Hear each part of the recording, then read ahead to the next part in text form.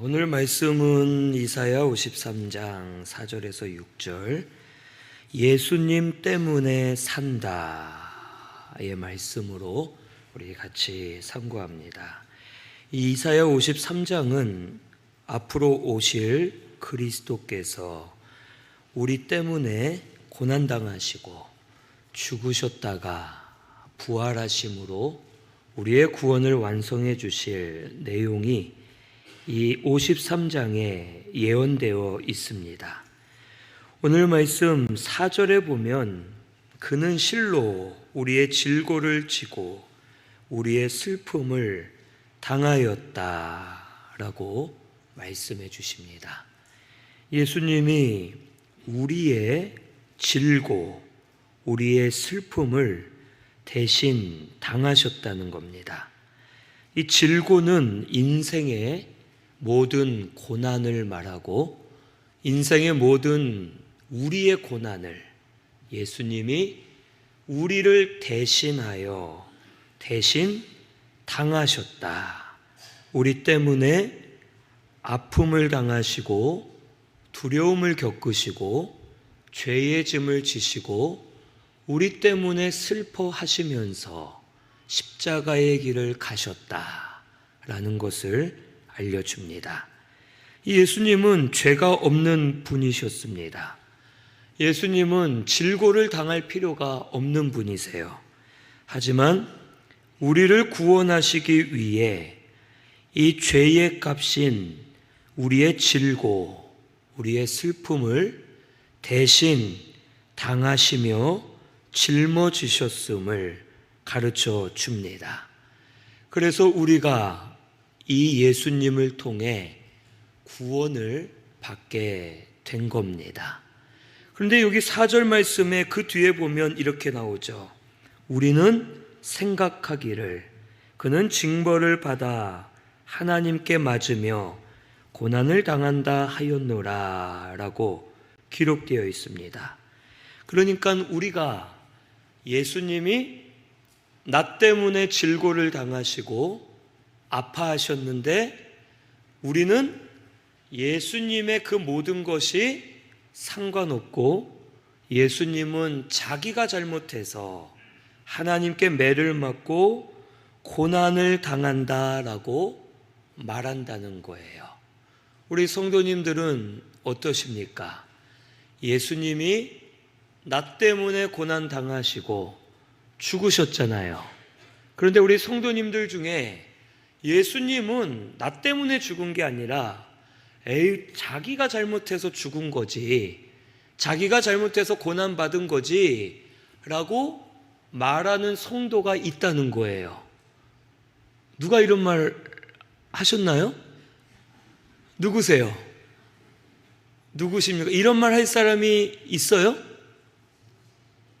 없다고 말하지만 이렇게 사는 성도가 있다는 겁니다. 예수님이 나를 위해 고난당한 게 아니라 자기가 잘못해서 그런 거야. 나하고는 상관없어 하고 우리가 이렇게 어리석은 말을 할 리가 없죠. 그런데 문제는 우리가 그런 말을 하는 것처럼 지금 살고 있다는 뜻입니다. 어떨 때 그러느냐? 첫째는 자기의 죄를 인정하지 않을 때 예수님을 상관없는 자로 여기고 예수님의 공로를 우리가 무시하며 사는 것이 된다라는 것을 가르쳐 주는 겁니다. 분명 예수님이 고난당하신 것은 누구의 죄 때문입니까? 나의 죄 때문이죠. 그런데 우리는 나의 죄를 인정하지 않고 살고 있음을 말해 주는 겁니다. 말로는 예수님이 나 때문에 죽으셨습니다. 예수님이 나 때문에 고난 당하셨어요. 예수님 감사합니다 하고 말로는 하지만 실제로는 예수님이 뭔데? 나 때문에 고난당한 게 아니야. 예수님과 나는 상관없어 라고 지내는 모습이 죄를 인정하지 않고 회개하지 않을 때 그런 모습으로 우리가 살고 있다는 뜻입니다. 요한일서 1장 10절에 만일 자기가 죄 없다 하면 하나님을 거짓말하는 자로 만든다고 말씀하셨어요. 그리고 우리가 죄를 지으면 예수님을 다시 십자가에 못 박는 것이 된다고 우리에게 성경을 통해 알려주십니다. 우리는 말로만 믿는다, 예수님이 나 때문에 죽으셨다, 말로만 하지 말고 죄를 인정하고 찾아서 회개하는 것이 말로 100번 하는 것보다 더 예수님의 공로를 감사하며 인정하는 것이 됨을 우리에게 가르쳐 주시는 겁니다. 우리가 때로는 죄를 몰라서 회개하지 못할 때가 있지만 또 때로는 죄를 알지만 회개하지 않을 때가 있습니다.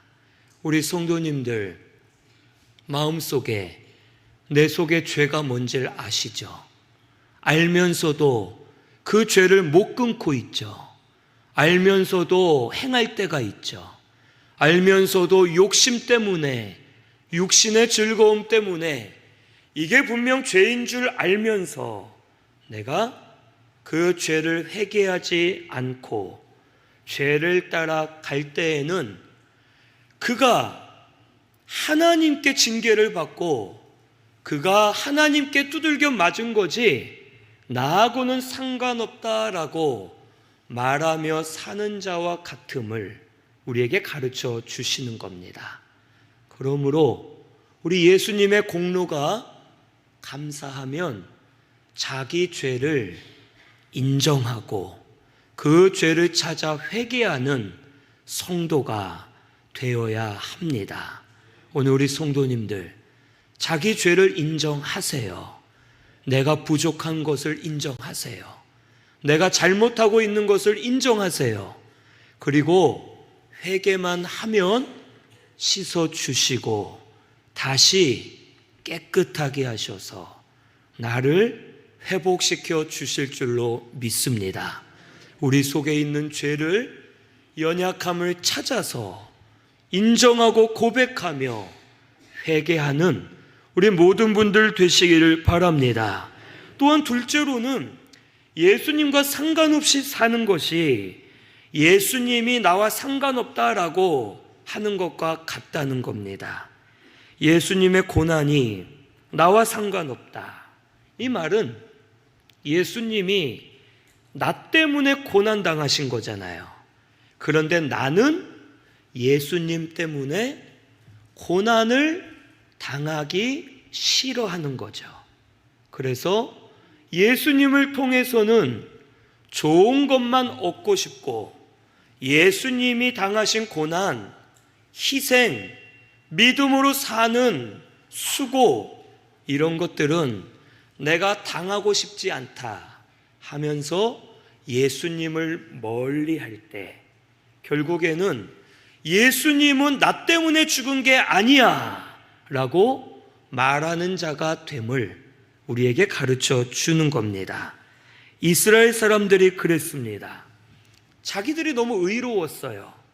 자기들의 생각이 다 맞고 자기들의 말이 다 의롭고 자기들이 옳다 여겼기 때문에 예수님같이 연약한 모습의 그리스도는 믿을 수가 없었던 거예요. 자기들이 죄가 없다 여겼기 때문에 예수님이 내 죄 때문에 고난 당하심을 인정하지 못하는 거예요. 그래서 결국 예수님과 상관없는 자로 저들이 살면서 은혜에서 떠난 자가 되었음을 가르쳐 줍니다. 오늘날도 이런 성도가 많습니다. 성도지만 여전히 예수님과 상관없는 그런 성도들이 많이 있어요. 예수님과 상관없이 예수님을 따라가는 것이 아니라 예수님을 따라가는 척만 하고 힘들 땐 쏙 빠지고 좋은 것에만 참여하려 하는 그러한 겉으로만 예수님을 위하는 척하는 성도가 예수님과 상관없는 성도임을 가르쳐 줍니다.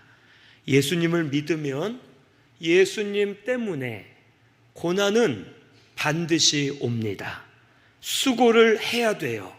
믿음 생활하는 것도 우리 수고잖아요.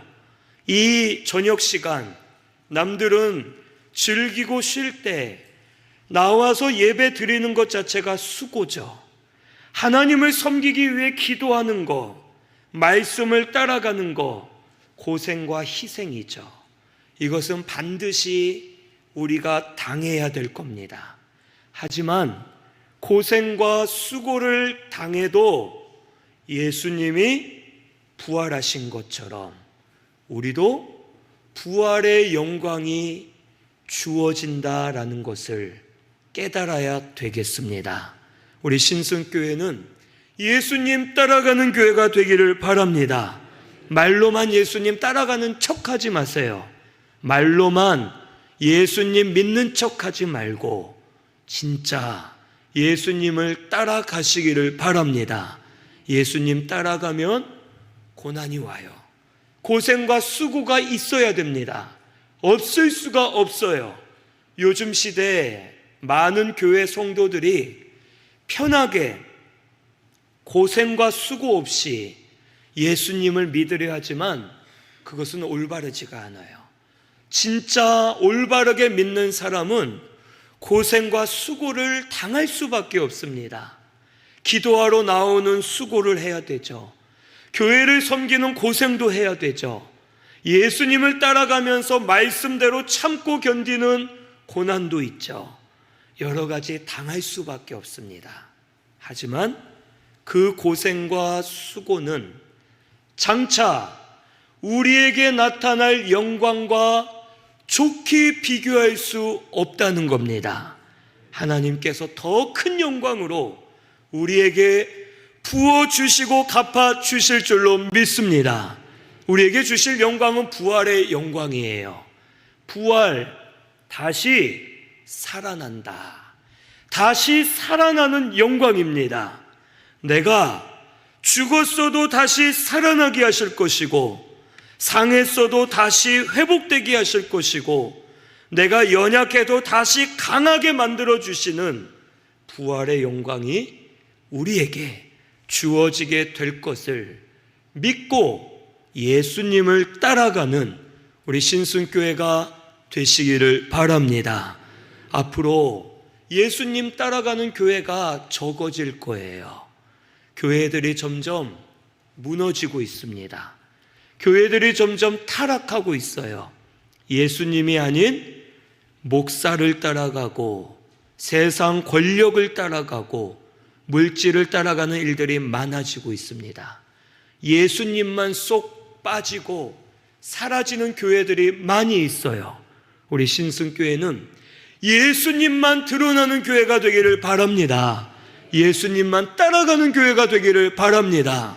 그러면 예수님께서 고난만 당하게 놔두지 않으실 겁니다. 부활의 영광을 누리도록 교회와 성도들 또 가정들에게 역사해 주실 줄로 믿습니다. 여기 5절에는 그가 찔림은 우리의 허물 때문이고 상함은 우리의 죄악 때문이라. 그가 징계를 받음으로 우리가 평화를 누리고 그가 채찍에 맞음으로 우리는 나음을 받았다라고 말씀해 주세요. 예수님 때문에 우리가 나음을 받게 된다는 뜻입니다. 예수님이 고난 받으신 이유가 뭡니까? 누구 때문이에요? 나 때문이죠. 우리 때문이죠. 예수님은 고난 받을 필요가 없는 분이세요. 예수님은요, 하나님이세요. 예수님은 자기를 잡으러 온 군사들 그냥 말씀으로만 하나님 저들을 다 죽여주십시오 하면 그냥 그 자리에서 다 죽는 거예요. 예수님은 잡히실 필요도 없고 고난 당하실 필요도 없고 인간의 그 몸을 예수님 벗어버리고 하나님의 존재로 다시 돌아가셔도 되는 겁니다. 그런데 그 예수님이 고난 당하심은 나 때문입니다. 내 죄 때문에 채찍을 맞으셨고 가시면류관을 쓰셨고 손과 발에 못이 박혀 우리의 허물과 죄악의 대가를 예수님이 대신 당하셨다는 거예요. 그리고 예수님이 이런 고난 당하신 이유가 뭡니까? 오늘 말씀 5절에 지금 읽은 것처럼 예수님으로 인해 우리가 평화를 누리고 우리는 나음을 받았도다 라고 알려주시는 겁니다. 예수님으로 인해 우리가 평화를 누리게 되었습니다. 예수님이 죽으실 때 내 죄 때문에 죽으셨다 했잖아요. 죄의 대가를 치른 거예요. 죄의 값을 지불하신 거예요. 자기의 생명으로 죄값을 지불하시면서 우리의 모든 죄를 예수님이 없애신 겁니다. 죄는 담과 같아서 벽과 같아서 우리를 가로막는 장애물이 됩니다. 죄는 하나님을 보지 못하게 하고 하나님께 나아가지 못하게 가로막고 우리 사람들끼리 가로막히게 만들고 모든 것을 가로막는 것이 죄입니다. 그런데 예수님이 이 죄를 없애신 거예요. 막혀있던 담, 막혀있던 장애물이 다 사라진 겁니다. 그래서 우리가 하나님께 나아갈 수 있고 하나님께 예배드릴 수 있고 하나님의 은혜를 받을 수 있는 평화를 누리게 되었음을 우리에게 가르쳐 주십니다. 지금도 우리 예수님은 우리 죄를 씻어 주시는 분이세요. 지금도 회개하면 죄를 다 씻어 맑혀 주실 겁니다. 그래서 막힌 것들이 열릴 거예요. 하나님과의 관계가 회복되고 막힌 것들이 열려 평화를 누리는 역사가 우리 모든 분들에게 일어나게 되기를 바랍니다. 그런데 회개하면 평화를 누린다 했는데 평화의 변화가 일어나지 않죠. 그럼 무슨 뜻일까요? 환경은 안 변해요. 우리가 회개하지만 평화를 누린다 했는데 환경이 변하지 않습니다. 이 무슨 말일까요? 환경은 안 변해도 사람은 안 변해도 내가 변하는 거예요. 내가 변하면 내 마음속에 평화가 오는 겁니다. 예를 들어서 내가 누구와 사이가 안 좋아요. 그 사람과 싸우고 원수처럼 지내요. 그런데 내가 죄를 회개하고 예수님을 만나면 내 마음이 변하는 거예요. 그 사람은 안 변하지만 내 마음속에 그 사람을 향한 사랑이 나오고 용서가 생기고 그러면 내 마음이 평안해지는 거죠. 이게 바로 예수님이 주시는 평화인 겁니다.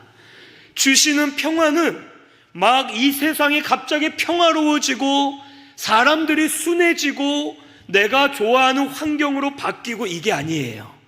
내 마음이 변화되는 겁니다. 환경이 어려워도 다니엘 보세요. 다니엘이 하나님만 섬기다가 어디에 빠졌습니까? 호랑이 굴? 사자굴에 빠졌죠. 다니엘이 사자굴에 빠질 때 한번 상상해 보세요. 다니엘이 왕에게 그러죠. 왕이시여, 저는 하나님만 섬깁니다 하고 담당하게 말했단 말이에요. 근데 이제 다니엘을 사자굴에 넣어라 했을 때 우리 군사들이 다니엘을 끌고 가겠죠. 그때 다니엘이 무서워, 어떡하지? 죽겠는데 저 사자 막 이랬을까요? 아니었을 겁니다. 다니엘은 하나님으로 인해 그의 마음이 평화를 누렸을 거예요. 사자굴에 던져질 때에도 당당했겠죠. 사자 넌 사자, 난 사람. 그러면서 네가 나를 잡아먹으면 그것도 하나님 뜻이고 하나님 뜻이 아니면 너는 나를 절대 못 건드려 하고서 사자굴에 들어가도 평안하게 있었을 거예요. 오히려 다니엘은 당당하게 사자를 막 이렇게 째려보고 있었을 것이고 사자는 고개를 돌리고 이러고 있었을 겁니다. 이게 바로 하나님이 주시는 평화입니다. 우리 성도님들이 하나님이 주시는 평화를 예수님을 통해 누리게 되기를 바랍니다. 예수님이 그것 때문에 죽으신 거예요. 내가 회개할 때 내 속에 막힌 것을 풀어주시면 사람이 변하지 않고 환경이 바뀌지 않아도 내 마음에 막힌 것들이 열렸기 때문에 내 속에 평화가 임하여서 그 평화로 사는 역사가 일어나게 될 줄로 믿습니다. 우리 예수님 앞에 나아가 회개하고 평화를 누리는 우리 모든 분들 되시기를 바랍니다. 그리고 우리가 예수님 때문에 나음을 받게 되었다고 했죠.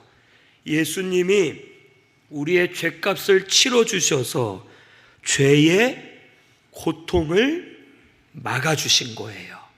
그런데 문제는 우리가 계속 죄를 접하기 때문에 죄의 고통이 들어오는 거죠.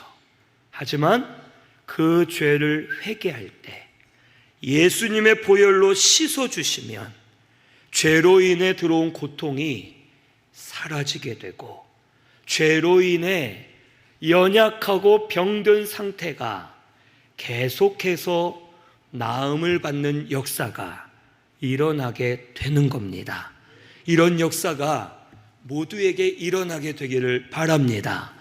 모두 다는 아니지만 죄 때문에 아플 때도 있고 마음이 상할 때도 있고 죄 때문에 우리가 고통을 당할 때가 있습니다. 그때에는 회개하여 죄 사함을 받으면 그로 인해 오는 고통이 즉시 끊어지고 나음을 받는 역사가 일어나게 될 줄로 믿습니다. 오늘 이 시간 우리 회개해서 죄로 인해 온 고통이 끊어지는 역사가 일어나게 되기를 바랍니다. 죄로 인해 역사하는 귀신의 세력들이 무너지기를 바랍니다. 그래서 우리 계속 예수님 때문에 나음을 얻는 역사가 우리 신순교회에 일어나게 되기를 바랍니다. 그런데 6절에 이렇게 말하죠. 우리 6절 같이 읽어볼게요. 시작.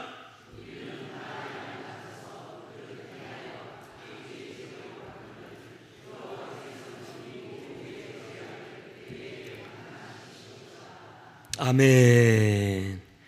이 말씀이 아주 기가 막힌 말씀입니다.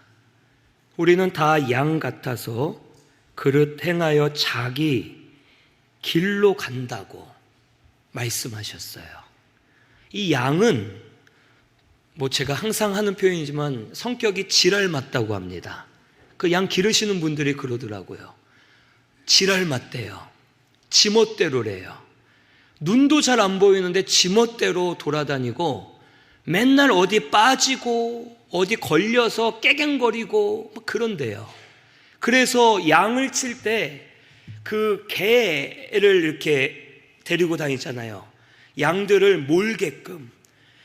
이 개는 똑똑하니까 저기가 위험한 걸 알고 양들을 굴려가려면 개가 막 가면서 멍멍 짖으면서 양들을 이 반대쪽으로 유도하는 거예요. 목자가 이끌어주든지 개가 이끌어주든지 양들은 자기의 길로 가면 구덩이에 빠지고 수풀에 걸리고 맹수들에게 잡아먹히고 살아남을 수 없는 짐승들입니다. 이 양들과 같다는 거예요. 우리가 예수님이 구원이신데 예수님이 생명이신데 예수님을 따라가지 않는다는 거죠. 아까도 말씀드린 것처럼 말로는 뻔지르르하게 의롭고 잘났고 거룩하고 자기가 잘하는 것처럼 말하지만 오늘날 모든 성도들이 다 양 같아서 각기 자기 길로 간다라고 말씀해 주시는 거예요. 그런데 여기 6절 말씀의 하반절에 이렇게 나오죠. 그런데 여호와께서는 우리 모두의 죄악을 그에게 담당시키셨다라고 말씀하시는 거예요. 우리가 양같이 각기 제 길로 갈 걸 아시면서도, 또 예수님이 우리를 위해 죽으셨는데도 그 이후에도 우리가 양처럼 각기 제 길로 가는데도 계속해서 하나님은 예수님께 우리의 죄악을 담당시켰다는 겁니다. 지금도 우리가 양들처럼 자기 육신의 생각, 죄의 생각을 따라가지만 여전히 예수님은 변함없이 우리를 찾아오시고 우리 죄를 씻어주려고 기다리고 계시고 여전히 우리의 죄를 담당하시려고 우리 앞에 서 계신다는 뜻이에요. 그래서 지금도 우리에게 회개할 기회가 있다는 겁니다. 지금도 회개하면 각기 제 길로 갔었지만 우리의 모든 죄를 담당하신 예수님이 지금도 어떤 죄라도 씻어 주신다는 뜻이에요. 우리 이 예수님의 은혜를 감사하면서 예수님께 나아가야 될 줄로 믿습니다. 지금도 늦지 않았어요. 큰 죄라도 회개하시면 예수님께서 우리 죄를 담당해 주셨기 때문에 그의 피로 씻어 주실 줄로 믿습니다. 지금도 또 짓는 죄를 회개하면 용서해 주실 것이고 우리를 다시 평화를 누리게 하시고 나음을 얻도록 예수님께서 역사해 주실 줄로 믿습니다. 그러므로 우리는 예수님을 따라가야 된다는 거예요. 예수님 때문에 살았고 앞으로도 예수님 때문에 살 수 있다라는 것을 우리에게 가르쳐 주십니다. 우리 오늘 이 시간 예수님 앞에 나아가 회개함으로 죄를 씻어버리고 나음을 받는 역사가 우리 신순교회 가운데 일어나게 되기를 바랍니다. 그래서 평화를 누리고 나음을 받는 역사가 우리 모든 분들에게 일어나게 되기를 바랍니다. 우리 말씀 생각하면서 찬송 하나 해야 될 것 같은데요.